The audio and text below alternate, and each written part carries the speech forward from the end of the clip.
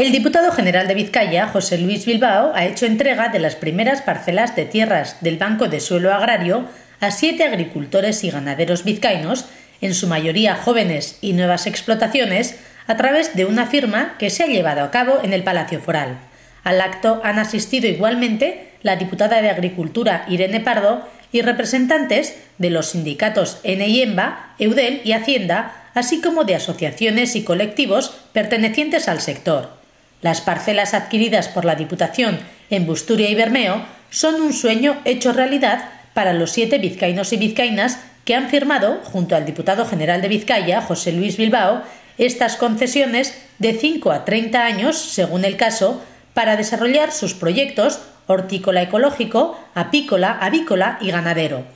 Desarrollarán su actividad a cambio de una cuantía de renta establecida por la Comisión Técnica de Precios y Valoración, medida adoptada por la Diputación para evitar la especulación de precios.